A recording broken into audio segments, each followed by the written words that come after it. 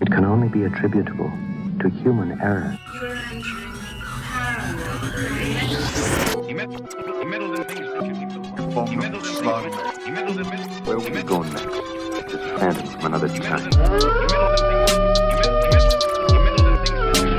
No one, Mr. Mulder. That's it, man. Game over, man. Game over.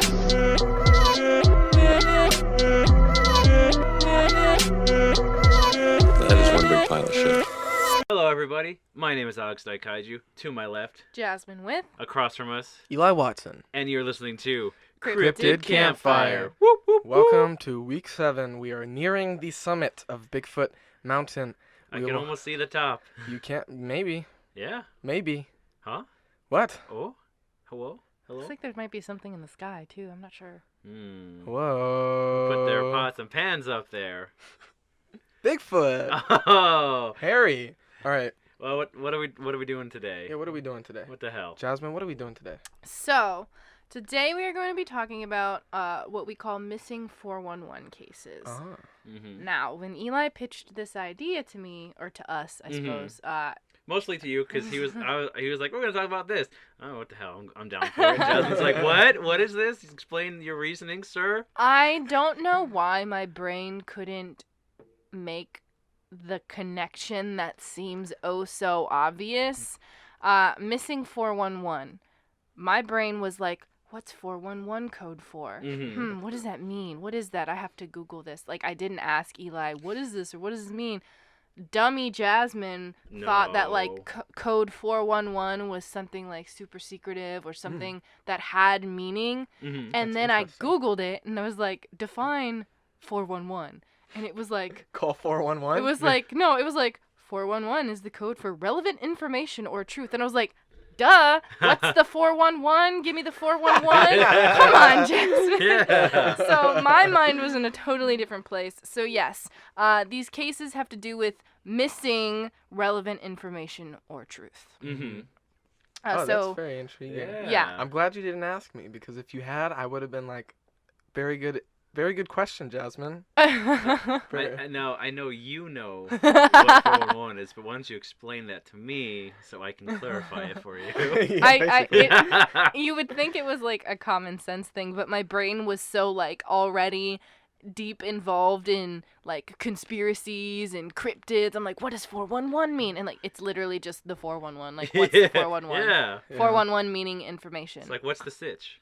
Yeah. So Eli, why don't you What- start us off with exactly where these missing 411 stories come Well, it's just as a general overview, missing 411 is just the cases of people, specifically mostly children, going missing in national parks around the United States.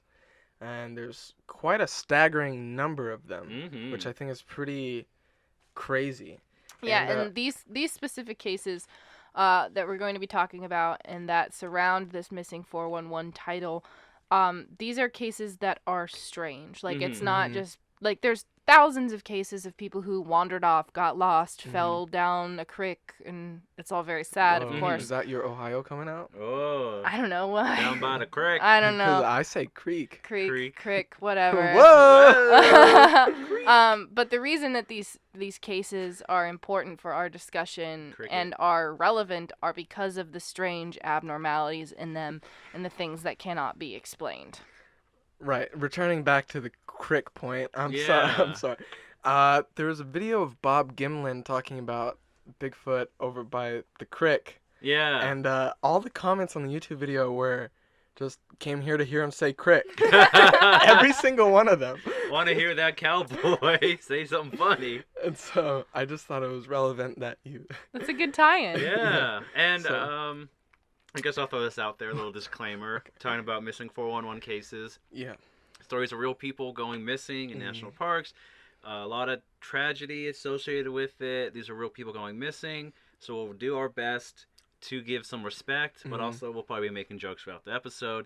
So don't take it too personally, just because you got to have a little fun when you talk about sad things as well. Yeah. Yeah. So that's our little... That's a good point. Thank you for saying that, Yeah. Alex. I guess the primary researcher for these missing 411 cases is David Paulides. Mm-hmm. He's written like 4 books on it. He even does a small little YouTube series with Can-Am Missing, I think they're called. On YouTube. Can-Am Missing Project. It's a group of retired police officers, search and rescue experts, and other professionals that are dedicated to researching, on-scene investigating, and generally understanding the issues associated with people who go missing in the wilds of North America. Very good definition. Yeah. I bet they eat a lot of donuts too. I'm sure. So a little bit about David Paulides. He has 20 years law enforcement experience with the San Jose PD, police department, if you don't know what it stands for. He also worked as SWAT at one point, did some detective work. Ooh. He then did some Bigfoot books, I think 1 or 2, and then after that he did more Missing 411. Mm-hmm. He's also friends with Nick Groff on Facebook. Is he really? Nick Groff from Ghost Adventures previously, Paranormal Whoa. Lockdown. Can he get us the connection?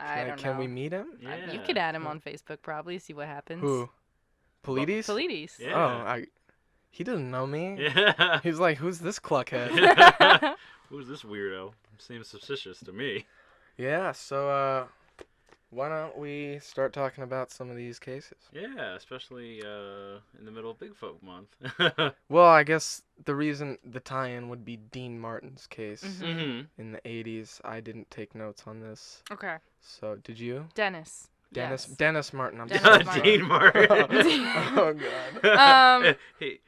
While he was on his way to go some crooning in Las Vegas, he got abducted by a Bigfoot. I'm so sorry. I feel so bad now. All right. Dennis Martin, also known as the boy that was taken from the Smokies. Yeah. So June 14th, 1969, Dennis was 6 years old. They were in Spence Field, which is an area in the Great Smoky National Park, which is on the Tennessee-North Carolina border. Mm-hmm. Starts off pretty basic. Him and his family were out in the park having a grand old time. His father, Mr. Martin, was watching them. And Dennis had been known to like to scare his brother, like jump out, startle, that kind of thing. Okay. So while they were out playing, Mr. Martin noticed his son, Dennis, crawl into a brush shrub, seemingly to hide from and then jump out to scare his brother. But he never did.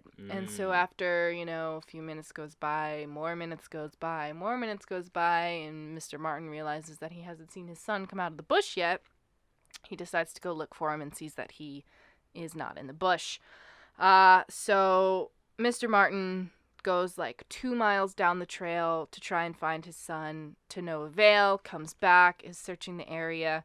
What he didn't know at that time was that the Key family was 5 miles away, and 2 hours later, so 2 hours after Mr. Martin had realized Dennis was missing, the Key family was on a hike, and they were hoping to see a bear. Like, that was the main reason that they were out here, is because they wanted to see a bear.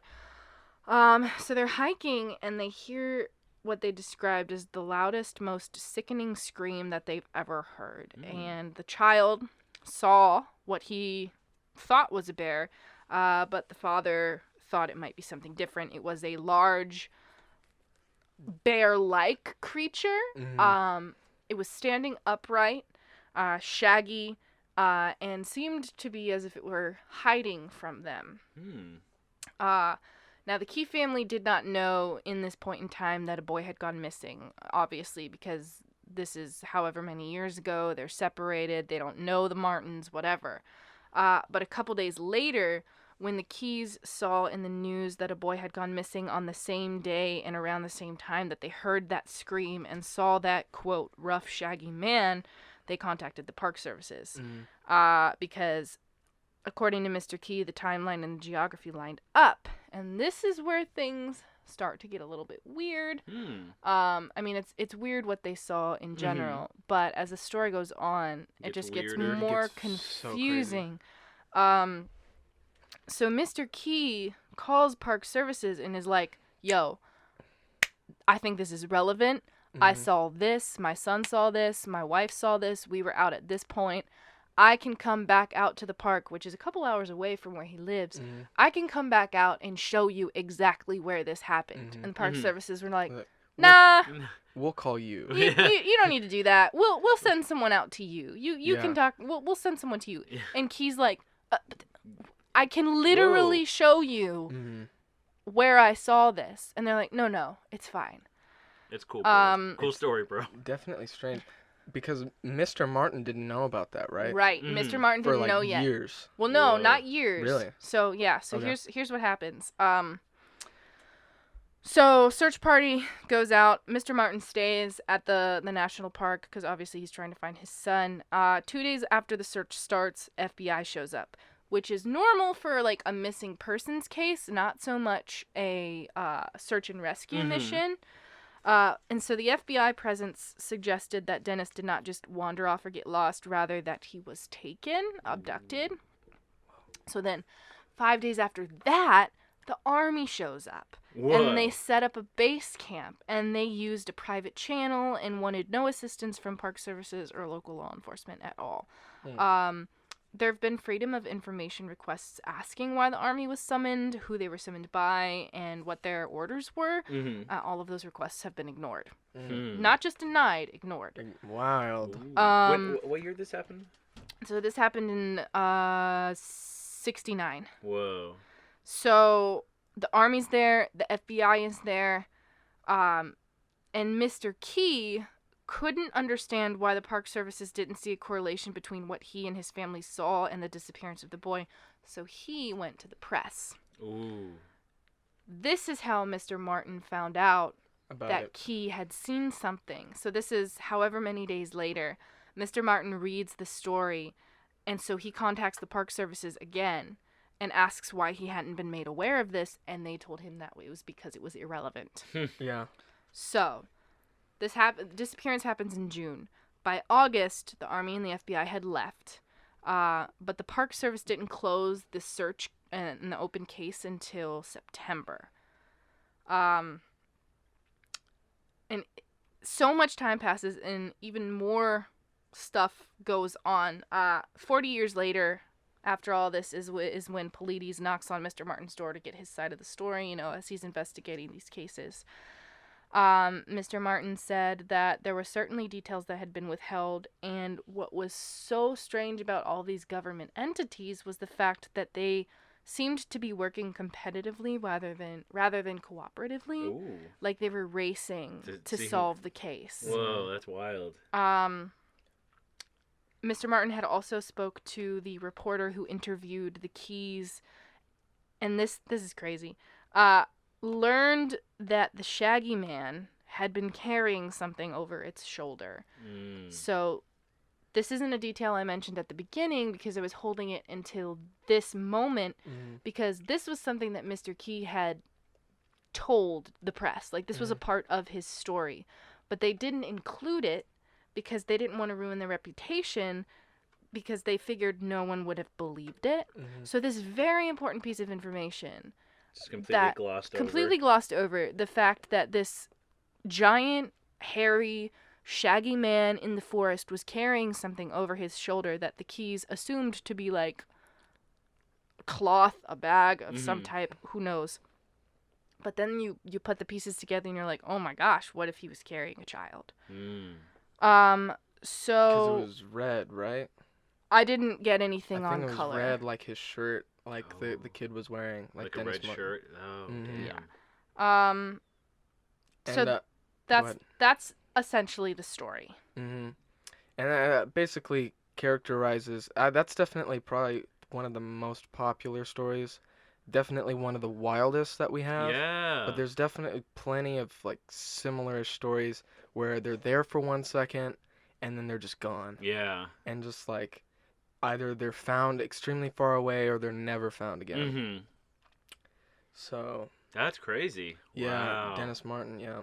And so that's kind of the biggest Bigfoot tie-in to what why we're discussing these cases, because there are similarities between this story and other stories that we're going to be getting a little deeper into Because right now. I don't know if we've talked about it before, if I've mentioned it, but there are stories where Bigfoot kidnaps people, and sometimes some Native American traditions even discuss sometimes they come and kidnap people. Yeah. And this isn't exclusive to Bigfoot.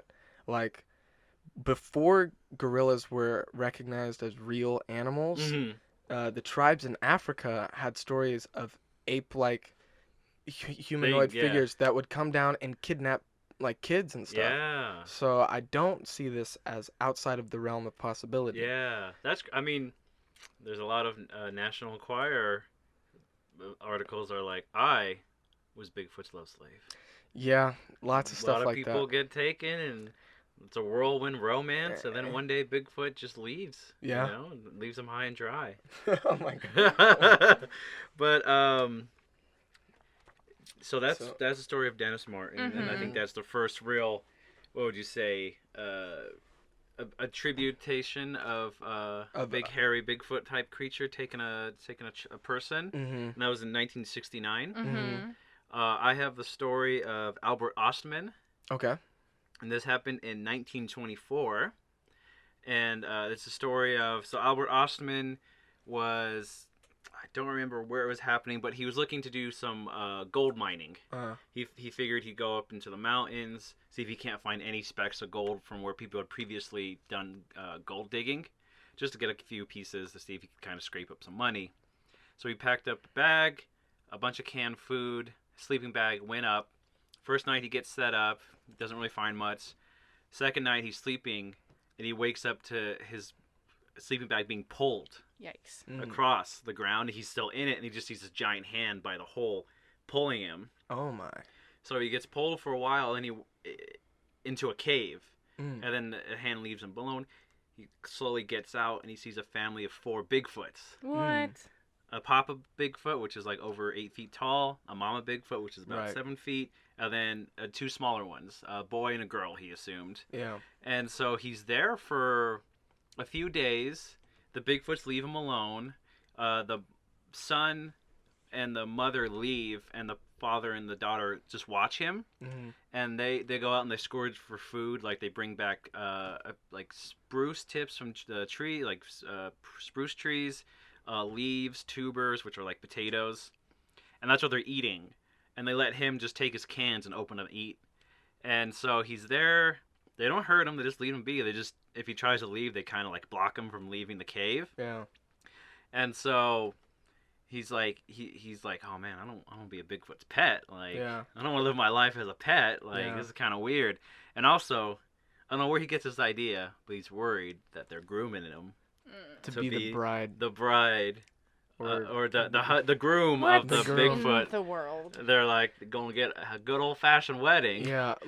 Lauren Coleman asks about, because Lauren Coleman talks about it in his book, this case, and I'm just gonna add it. I don't know if you have it, but he particularly asks why he thinks that. Yeah. Especially in terms of like anatomical, like physiological questions. Yeah. And every time Albert would just say, "Well, I don't know about that. Yeah. I wouldn't know about that." Just like he had this kind of like shy modesty about it. Like he didn't really want to talk about that aspect too much. So I don't know. Molested by Bigfoots? Whoa, oh no. Oh, Albert, we're sorry. We're so sorry. But one day, I think when they're all sleeping, he just kind of gets up and runs like hell out of the cave, escapes, and then he didn't tell a story for like a few years, if not, I think a few decades. And he finally came out, was like, "Oh, I was abducted by the Bigfoots, and they touched me a little bit." How long was he supposedly, quote, missing? Let me double check. Because I forgot. This was, I'm sorry, this was by the Toba Inlet opposite Vancouver Island in Canada. So they're Canadian Bigfoots. And he was there. Them chunky Bigfoots. I just, while you look for that, I just wanted to state, I guess I kind of left the Dennis story open-ended in case you couldn't, like, assume how it ended. Dennis was never found. Dennis Martin vanished, no trace, no remains. I don't think the case is still considered open. No, because they closed it in that September. Yeah. So yeah, that's where that one kind of ends, unfortunately. Yeah. It doesn't tell me how long he was there. I'm assuming a few days. Yeah. Enough for him to live off because he had a bunch of cans with Yeah. him.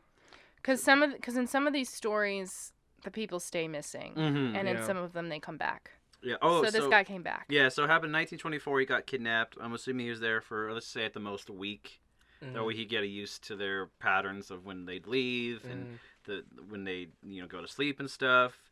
And then 33 years later, in 1957, he came forward and talked about it, because that's when I think all the sightings of the Bigfoots was kind of being the abominable snowman's brothers over in California. Because, I mean, in 1924, who's going to believe you? Yeah.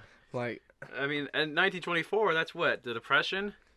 Right, no, that's the Roaring 20s, my friend. Oh, I was going to say. Prohibition. Everyone's eating dirt and being like, what, you had a family take care of you and keep you as a pet? Why'd you leave, you fool? Yeah. I mean, I think it'd be kind of fun to be chilling with some Bigfoots. Like, but I have something... Must have been stinky in the cave, though. Yeah, probably. Pretty stanky.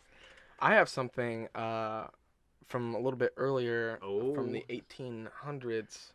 Actually, it's not the 1800s, because the story first appeared in 1783. Okay. And then was reprinted in the 1920s. Okay. Interesting. Oh, hey. And so I just have the rough bullet points of the story, but this girl was with her father in the woods, and she just disappeared. And then he went looking for her with two hunters, and they just were calling her name, and she wasn't responding. And it wasn't until the next day they were coming close to a river, and they heard like a muffled voice. They thought it was her, so they went to check it out. And they, out of the corner of their eyes, they saw a huge dark figure just leap into the water and just swim across. Whoa. And they find her. She's standing on a log, and she's missing several items of clothing. And the dad was like, "Where's your hat?" Because she was wearing a hat when she went missing. And she said, "The wolf ate it." And he's like, "Where are your gloves?" "The wolf ate it." "Why didn't you call? Why didn't you answer when we called for you?" He wouldn't let me. "Did you eat anything?" "The wolf brought me berries in its hands." And I think that's very interesting, because I know I briefly mentioned Missing 411 in our Dogman episode. And I think this is an interesting case, because I don't think it's Bigfoot. This is Dogman, huh? It's very, because, you have those stories where the kids talk about bear men. Yeah. But this one's she specifically said a wolf. And the wolf had hands. Ooh. So I definitely think it's a Dogman of some sort. Yeah. I'm That's sorry. crazy. I didn't come fully prepared with this one. That's okay. That's all right. I think it's important to talk about why because these stories have similar common ground, and that's why they're kind of grouped together. These people are commonly never found, or they're found dead, or sometimes they come back, which is literally every possibility. But those who are found either don't remember what happened to them or are unwilling to talk about what happened to them. I have a couple other bullet points that I'm trying to scroll through my notes right now, because I have a specific point in my notes about why these cases are similar.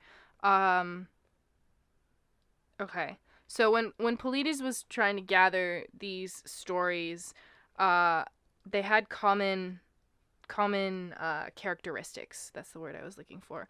So these people seemingly vanished into thin air. That's a common theme. Some stories involve tracking dogs that are brought in and either couldn't or wouldn't hunt for the missing. The dogs, strangely, are unable to pick up the scent. And some canine handlers have told him that their search dogs act in strange ways, walking a little ways, circling, sitting down. Another common factor is that these disappearances seem to occur more frequently near areas heavy with boulders or close to berry patches. The wolf brought me berries. If these people are found alive, they often have memory loss too. And one of the I think, most compelling characteristics of most of these stories is that the people are sometimes found in areas that they could not have reached by foot in the amount of time that they were missing, or that they were found in a location that had already been searched by people. They're missing shoes, they're missing clothes, investigators don't find any tracks, there's no known dangerous wildlife, no bodies are mutilated. So that's why these stories are kind of grouped together. That's why they're considered so interesting, because they have common themes through them. Should I go into one of the stories that I have? So Catherine Van Alst, June 24th, 1946. I have a newspaper article here that is very small on my phone screen that I'm going to have to try very hard to read. Okay, this will work. So here, this is an actual newspaper article. It's a little bit long, but I'm going to read it because it has some important points. Girl 8 lost for 6 days, rescued in Ozark forests. Fayetteville, Arkansas, June 24th. Legends of the Ozarks were dwarfed today by the true adventure of a little girl who wandered unharmed for 6 days and nights in the desolate and trackless wilds where several lost travelers have perished from exhaustion, hunger, and terror. 8-year-old Catherine, a city girl on her first visit to the mountains and without knowledge of woods, was rescued late Saturday in a mountain cave in the deep woods of Devil's Den State Park. Side note, one of the other common themes in these disappearances is that they occur in places that have evil names. Oh, Yeah, that's true. That'll do it. Yeah. She had been missing since last Sunday when she went for a stroll near her parents' vacation camp and became hopelessly lost in a maze of trees, dense undergrowth, and jagged limestone mountains. Her rescuers were amazed at the child's apparent complete lack of fear and the perfectly serene manner in which she had accepted the likelihood of death in the wilderness. She was found by Porter Chadwick, a University of Arkansas student from Pine Bluff, Arkansas. The party had battled its way to near the summit of a mountain where their periodic calls were finally answered by the child's saying, "Here I am." She stepped out of a cave where she had slept for 3 nights and smiled wanly at her rescuers.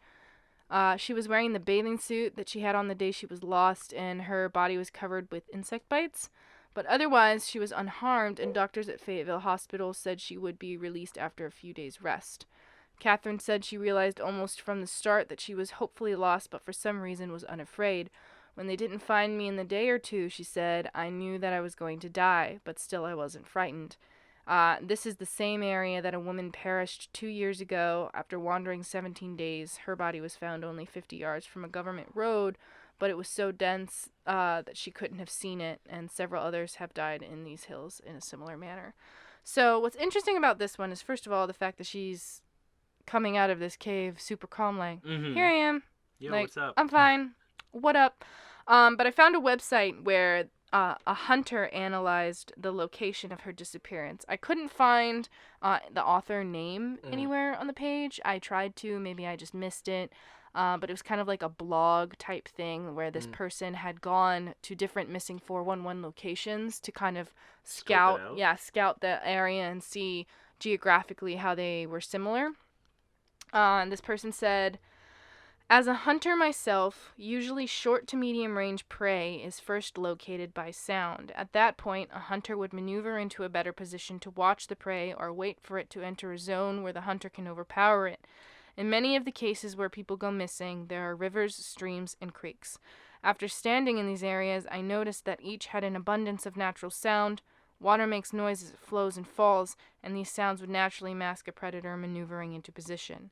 So this is where we get the idea, assumption, theory, that a creature like Bigfoot could have snuck up on and taken a lot this of child. ambient sound to kind of mask the noises. Right. Kind of walking around. Yeah. Interesting. There's one similar. I didn't write it down, and I'm really fuzzy on the details. But Cliff and Bobo on their podcast, Bigfoot and Beyond, a couple months ago, they covered something pretty interesting, and it happened this year. This little boy went missing somewhere in the East Coast. He went missing, and then they found him a couple days later in a spot that they had already searched before. And he said that the bear man kept him warm at night. Ooh. And said that he was kept in a cave, and that bear man fed him, kept him warm. Huh. Just weird, totally like nonchalant. Yeah. Like Just that. like, That's what happened. Bear Man. man was hanging out with me. Interesting. Like, I was gonna say, so you're saying it happens a lot of places with evil names. Yeah. Yeah. I guess travel tip: don't go anywhere that's called the Whatever. The Devil's Crack. Don't go anywhere. The Devil's Crack. Don't go anywhere called, Beheaded Mountain. Yeah. Like anything that's got a sketchy name. I guess just stay away from it. Go somewhere with a nice name. Like, Yeah. That's all I'm saying. So what do you got? So I have a couple 411 cases. Okay. And these are interesting. I'll get into it, and they might be problems of a different cryptid or two. So I have one about Jared Atadero, I believe is his name. And it happened in 1999. As a 3-year-old toddler. So I guess his dad had a cabin. I forget where it was. In the woods. In the woods. Wow. A cabin in the woods, if you will. Nothing ever bad happens. In the woods. In the woods. In the woods. But so they're on vacation. It was a father, son, and daughter. The kid was about 3. They were with a group, kind of walking around, going from one fishing spot to the next. The kid was lagging a little bit behind him. And then they turn around like, hey, where's Jared?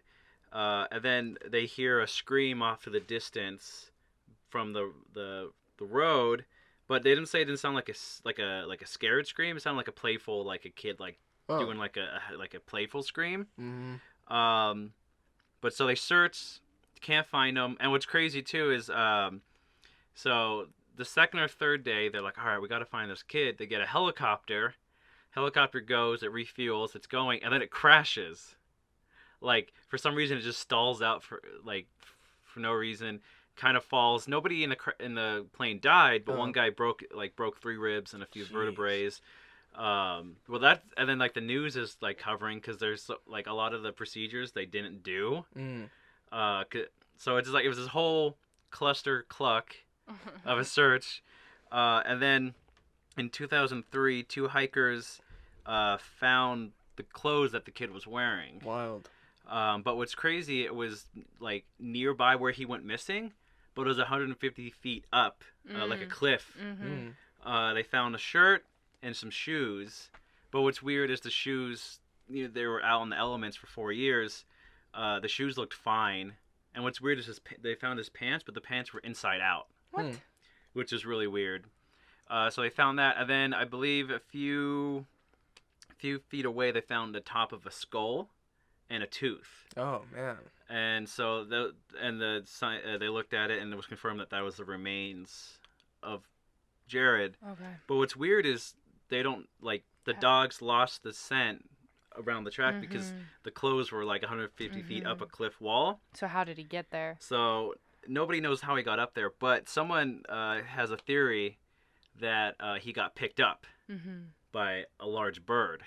And that he was struggling, and in the middle of the struggling, the pants would have been pulled inside out as the kid fell. Oh no.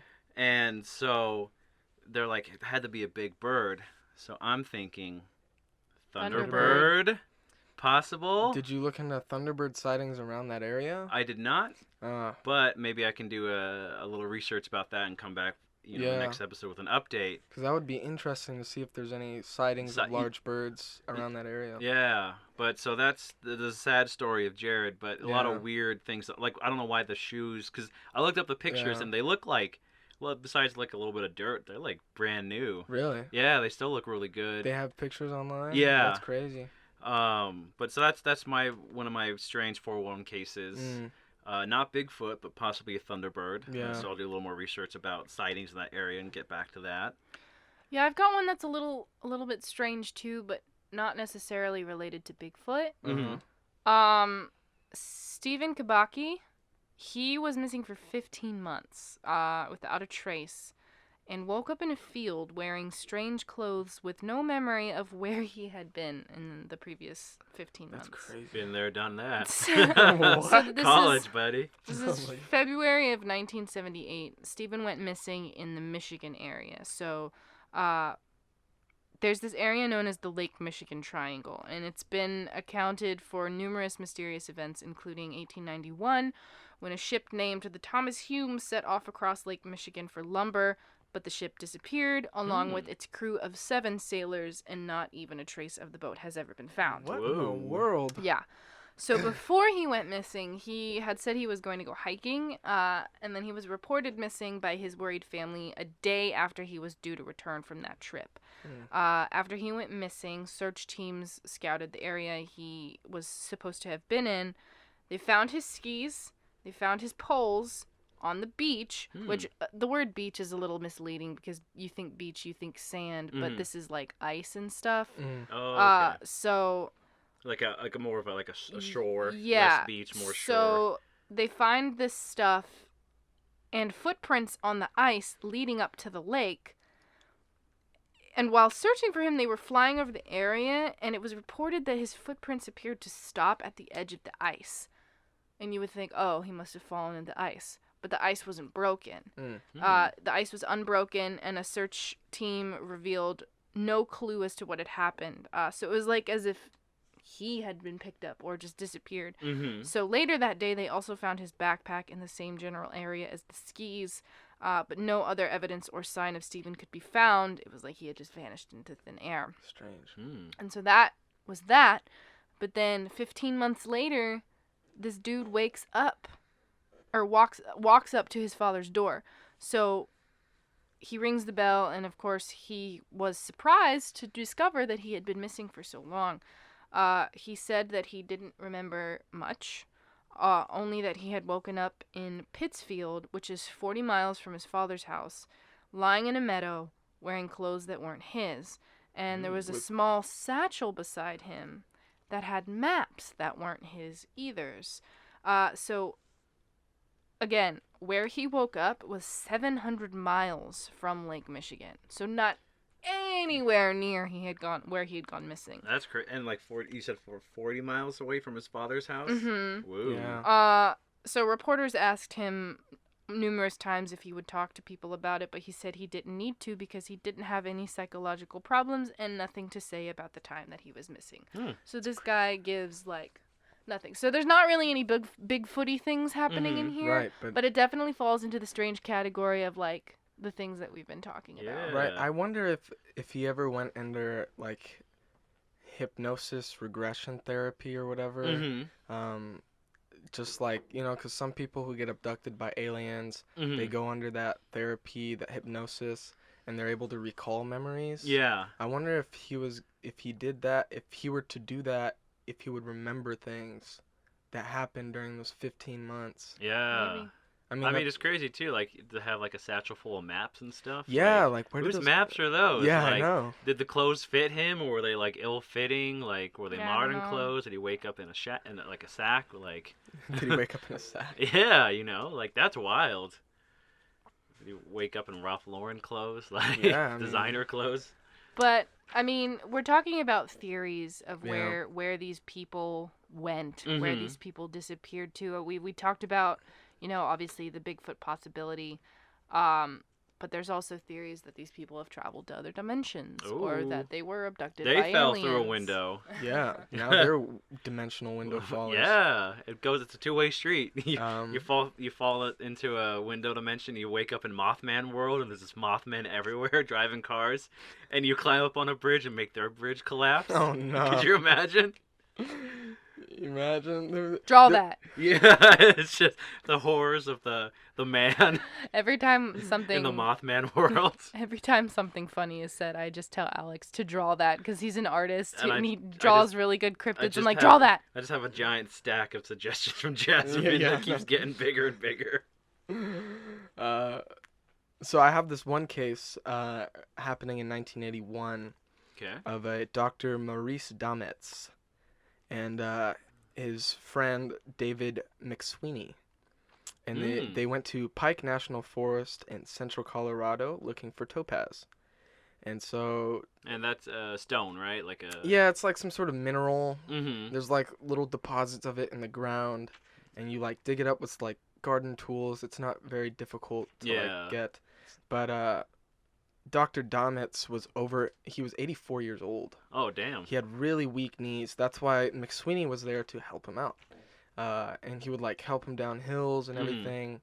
And so I guess their routine, because they had been doing this for a little bit, was that McSweeney would get Dr. Domitz into an area where he was comfortable to like sit down, and then he would go harvest the topaz and then come back, check on him, make sure he was okay. And they would do that throughout the day. And so today was no different. Let's see if I have the date. I don't think I do. But basically, they're at this place called Topaz Point, which is near Devil's Head, which is many people go missing there. And so in addition, Dr. Domitz had some sort of blood condition as well, so he was real weak. So he's the perfect man to take on a hiking trip to Devil's Head. Right. So, and the rocks, David Polides has a video, and they go to the location. The hill's pretty steep, and considering he had really weak knees, he wouldn't be able to go up this hill by himself. Right. Anyways, McSweeney is harvesting topaz. He comes back, checks on Dr. Domitz. He's there. He's good. He's gravy. Goes back, comes back 15 minutes later to check on him again. He's gone. No bag, no footprints, no sign of any scuffle, no blood, nothing. He doesn't think he can get up the hill by himself, but to get to the car. But he goes up there anyways. He goes and checks. He's not at the car. He starts honking the horn to see if he gets any response. Nothing. And it's just so weird because they did a 5-day search and just turned up nothing. He just went missing. Vanished, and they this was 1981. There's still nothing. Yeah. They've never found him. And That's just crazy. None of his items or anything. Just completely missing. And so alien abduction, I guess. Maybe. I honestly have no clue any of these things, just where he went. I mean, he had weak knees, a blood condition, blood sugar or blood condition. And they said that he only had like $10 on him. So like to rob him would be pointless. Plus he had a bag full of garden tools. So like if you can't buy yourself a little shovel, like, and I don't know, it's just weird. Yeah, very strange. Yeah.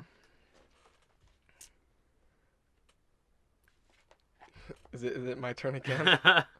Did you have any others? I do. Wild, wacky cases you want to throw at us? Just two more. Do you have any more, Jasmine, or? Not. I have one more, but I don't think it's it's a very short story. I almost said that it's not relevant, but it is relevant because it's a missing child, and but he was found. So this is from 1952. Keith Parkins. This is the article from the Bend Bulletin from Bend, Oregon. Sorry. So April 11th, 1952, attendants in a Pendleton hospital said Friday that 3-year-old Keith Parkins is expected to recover after spending Wednesday night in a brush-filled canyon near Ritter, Oregon. His condition was listed as critical. The younger son of a Washington State penitentiary guard wandered away from his grandfather's ranch at Ritter about noon on Wednesday. He was found unconscious on the frozen ground of Skull Canyon. Oh no! Early Thursday morning by a search party that included his father, Alan Parkins. The spot was several miles from the ranch at Ritter. State Police Officer Thomas Taylor of John D., Oregon said the lad was stiff from cold and exposure when found. He was flown to a hospital here in a private plane. So what's interesting about this is that he was discovered with his clothing ripped and his jacket removed. In the Missing 411 documentary about his disappearance, they figured that it would have taken Keith 19 hours of straight walking to get to where he had been discovered. And he actually was interviewed for this documentary, but does not remember many of the details of the incident. Really? That's crazy. And that's gonna be the last case that I have for today. That's crazy. What about you? I got one last case to talk about. Oh, then let me share one, because I have two. Yeah. Oh, He'll okay. go, Then- you go, yeah. he'll go. Okay, Yeah, yeah. for And then sure. I just, yeah. Yeah, sorry to cut you No, off. no, my dude. please. All right, so I Please have take the lead. another doctor, Dr. James McGrogan. McGrogan. And this one, I think this one also occurred in Colorado. And this was This one next to the Satan's heel. No, I'm not sure. This was March 14th, 2014, so somewhat recent. Okay. So James McGrogan was hiking in Vail, Colorado, and this was like a heavily trafficked trail. Like it's not very far from Denver, Colorado. Mm-hmm. He had friends with him, and let's see. They were hiking. They got to this rest stop. 3 of his buddies, they wanted to stop. He was like, he was a marathon runner. He was in very good shape. Mm-hmm. He was like, well, I'll just keep going to the next one. I'll wait for you guys there. Mhm. They're like, okay. And so after they're done resting, they go up to the next stop. He's not there. Mm. They keep going, and they go up this whole trail. And like I said, this is a heavily trafficked trail. This is like getting lost at Griffith Park. Yeah. Like There's always somebody around. there's always people someone going around, up and down. and he's just not there anymore. And so it's around 5:30 at night when they get back down from the mountain and they call for help, and they do a 5-day search. Helicopters, they have 3 helicopters covering an 18 square mile area. And after those 5 days, the weather went bad, Ooh. which also happened with Dennis Martin. That's another strange thing Is about these cases is that the weather usually goes bad during the Mhm. search parties. Mm. But if you remember Patterson and Gimlin, the weather also went bad after a few days. Oh. And just washed away everything. So it's really strange. When they found him, it was about 20 days later when they found his body 4.5 miles away. And that's air miles. Ooh. They said if he were to hike there, he would have to hike through 2 valleys and climb a 12,000-foot mountain. And I think they said it was a 16-mile hike. And Damn. he had skis with him. Mm-hmm. And he had like ski helmet and everything. So 3 hikers found his body at the bottom of a waterfall. Okay, I forgot Water. Waterfall. What, water? I was just pointing out water because that's another thing Yeah. that I Yeah. mentioned earlier about. They're always by Yeah. a crick. Yeah, by a creek. But this is March over there. It's higher elevation, so it's snowing. Okay. They found him in April, the next month, and they found him. His coat was in his backpack. His skis were on his backpack, Mhm. like not even used. He had no gloves on and no boots. And to this day, they don't know where his boots are. Weird. His coat was, like he was wearing his ski helmet, and he had a bad head injury, and severe trauma to his chest and a broken femur. And I think they also said that he had a cell phone in his backpack along with a spare battery Okay. and a GPS, and all of those things were working. Oh, Yeah. that's weird. And they found him at the bottom of this waterfall, he was dead. Mm-hmm. And his body had actually become subject to some predation, like after, animals were eating Oh, him. okay. But they think that happened after he had died. Right. But it's just interesting because even though he was gone for like 20 days, Yeah. he could have made that 16-mile hike, but why? Yeah. Why? Because he would have... That's where he thought the next stop was to meet his friends. Yeah, it's just because the valleys have creeks at the bottom of them. He Mhm. would have to cross them in the middle of winter. Yeah. And he was mapping it out. Polides was, the first valley he went into was 1,000 feet below where he was. Oh. And then he would have to climb another 1,000 feet Up. Yeah. up, and then down another one, and then up a 12,000-foot mountain. Jeez Louise. And then 12,000? 12,000 feet, and then down. What? Mhm. On the other side of the mountain, at the bottom of it, is where they found his body. That's madness. Yeah, it's just, and he interviewed the people he rented the equipment from. Polides interviewed them and asked them, like, if anyone would ever go that route, and they were just completely like, no one would ever go that way. Because first of all, it's not a fun area to ski. It's dangerous. It's off the trail. Like, just completely bonkers. Like, that's crazy. Yeah. So, travel tip number 2: if you're hiking with friends and they're like, "Oh, we're kind of tired. Can we sit and stand for a while?" Yeah. Stay with your friends. Yeah. Don't be like, "Okay, I'll meet you guys at the next stop." Just hang out, relax, maybe have a cigarette or something. Like, just chill, hang out with your friends. Yeah. So, never go anywhere that's called Devil's Head, Hades shoulder, Hades butt crack, Lucifer's weenus. Don't go there. And if you're hiking with a group of friends and they're like, we're going to sit for a couple minutes, just hang out, relax. Yeah. Go walk in circles. You got nothing to prove. So that's true. Unless it's a race. Yeah. And even then, like, if they need to stop and sit, you've already won. Just hang out. That's true. Oh, man. That's wild. That's wild. Yeah. How about you? So my last 411 case, it comes to us from 2002. This is January 25th, and this takes place in Georgia, and it's Christopher Tompkins.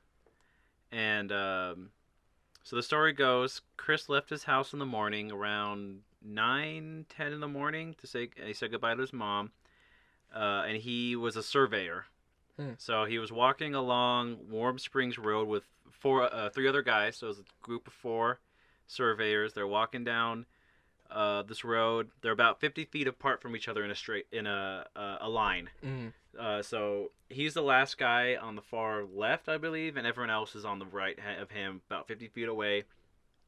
They're all talking, having a conversation, walking along. He's by a fence. So they're walking. One guy is talking to him. He looks over to finish his conversation with the other guy, turns back, and Chris is gone. What? He's just missing. So they're looking around. They call his name. They're like, Chris, where are you?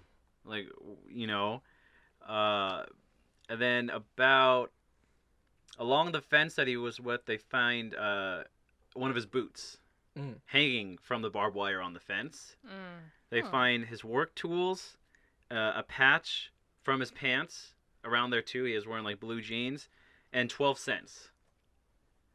And that's all they find. And so they're looking. 12 cents. Yeah. Was it a dime and 2 pennies or 2 nickels and 2 pennies? I'm joking. It was. That's very important information. Just 12 pennies. 12 pennies. 12 pennies scattered about. So they can't find him. They call the police. They look around everywhere. And then a few months later, his second boot is found. A few miles away by the I-85 freeway. So he goes missing. They find his boot, in the general area, some of his items, and then a few months later they find his other boot, like miles away. And so no one knows what happens to this guy.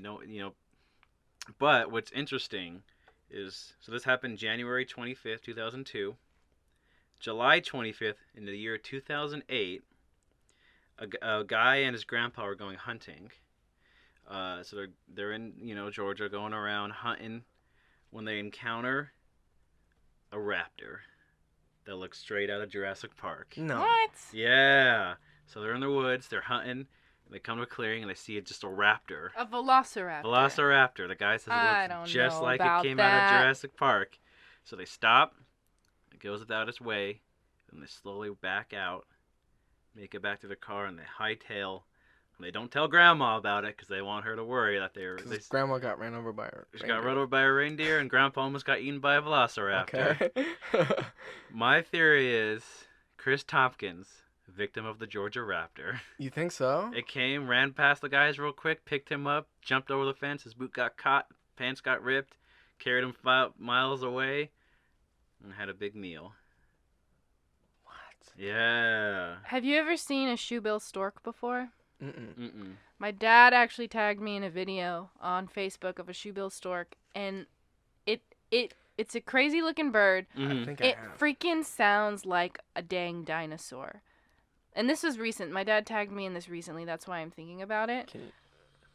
First of all, You might be able to hear it in a minute, but this is what it looks like. Yeah, it's like Ooh. that dinosaur-looking one, It right? literally looks like a dinosaur, and a I'm big gonna boy. play the sound that it makes. Hold on.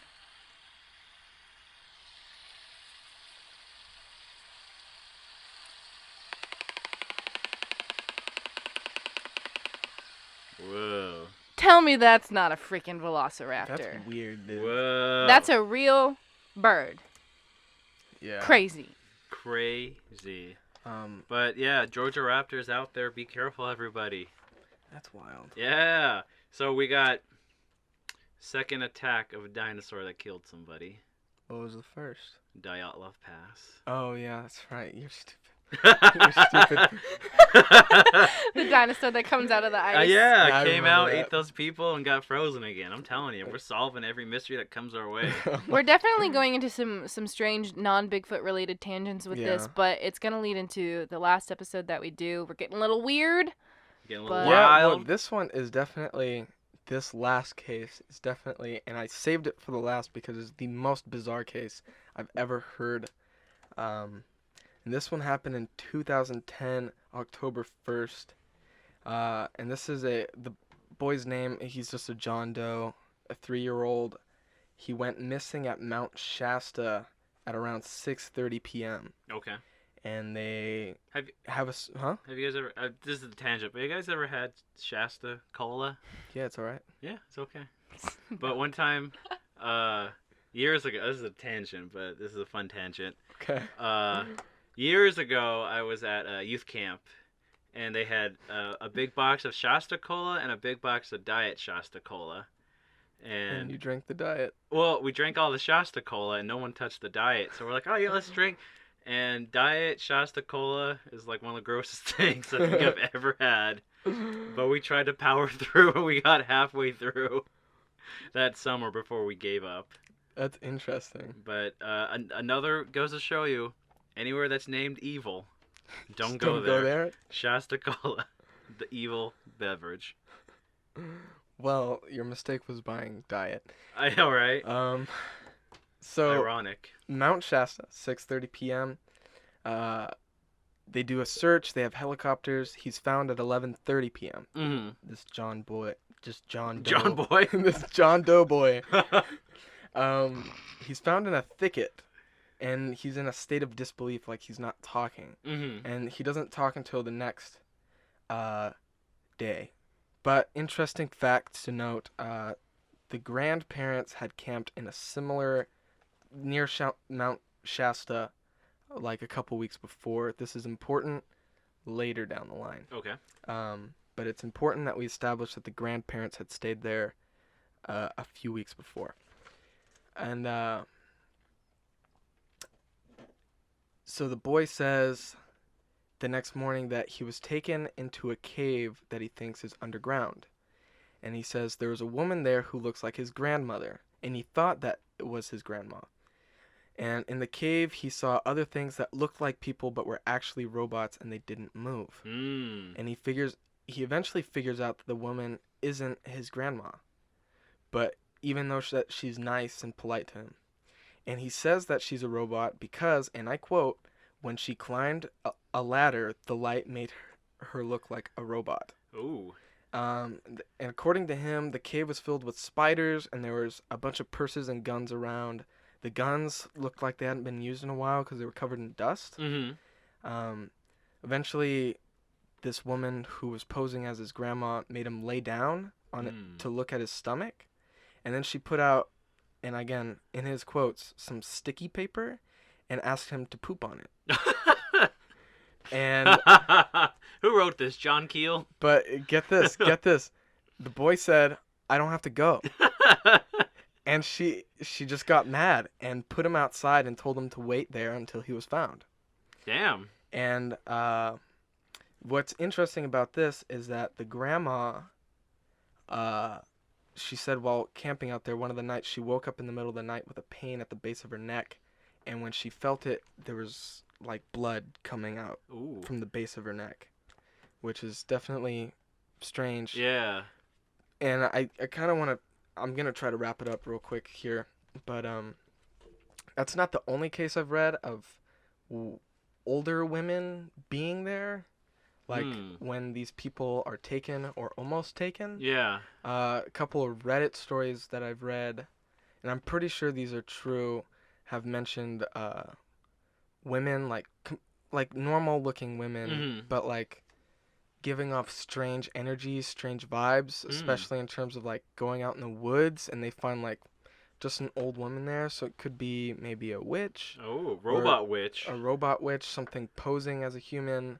Not quite sure what it is, but I used to have dreams all the time that there would be two of my mom or two of my dad, and they would both be claiming to be my real mom or my real dad. Whoa. And I would have to quiz them and be like, when's my birthday? You know, what's my middle name and stuff like that. And I would have to determine which of these moms and dads was my actual mom or dad. And while you had a gun pointed at them, which one's the real one?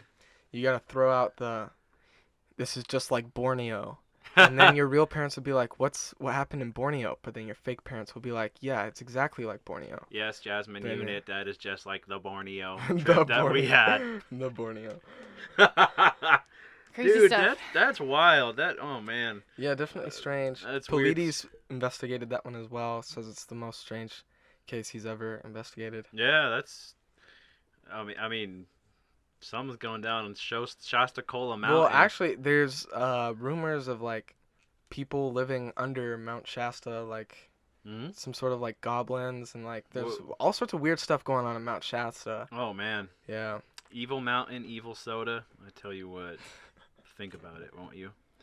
That's crazy. So that's a little bit of us diving into the mad world of missing 411 cases. Yeah. Definitely live up to their name because there's a lot of info that just you're missing. You're like looking through a keyhole trying to figure out the whole picture. Mm-hmm.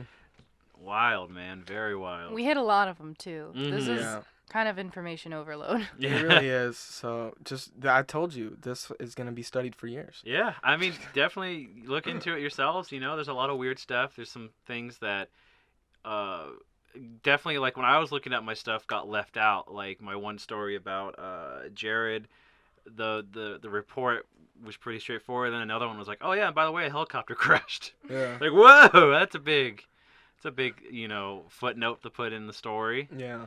So yeah, definitely check them out yourself. A lot of weird stories, a lot of interesting facts. Check out the movie. Check out the books. Mm-hmm. Definitely do it. Yeah. I think we're reaching the end here. I'm like exhausted. It's been a nice cool 105 this entire time we've been on Bigfoot Mountain. Don't worry, there's no shade anywhere. You brought the water. There's 1 week left, guys. We can do it. You can see the top. We've been living off nothing He can't but even speak. He can't even we've been speak. eating nothing but instant ramen. And we didn't bring any water. We just brought Dr. Pepper with us. The cherry flavored one. To give you extra energy. But, Thanks for sticking with us, guys. Yeah, thanks for sticking. This one was a little crazy. If I want to find you, Jasmine, where do I go? You can find me on Twitter and Instagram. My handle is the same on both. It's @JasmineMaywith. JasmineMaewith. Mm-hmm. And for you, young fella. Well, my name is Alex Daikaiju. You can find me on Instagram and Twitter @Alex DAIKAIJU. I also run the Cryptid Campfire Twitter, so you can go ahead and follow that. I post a lot of info. That's also on the Instagram, which is run by Eli Watson. Yes. Where is that guy? Yeah, if we wanted to find you, where can we find your fella? Oh man. You can find me at the official Instagram, at Cryptid Campfire. I run it. I respond to the DMs. Also, another great way to reach us is our email, cryptidcampfirepodcast@gmail.com. Yeah, go ahead and send us any stories, anything you want us to cover, any fun facts. We definitely love getting emails. I want to thank you all for listening. Mm-hmm. And we'll see you next week. We're almost there. Almost there. We're almost there.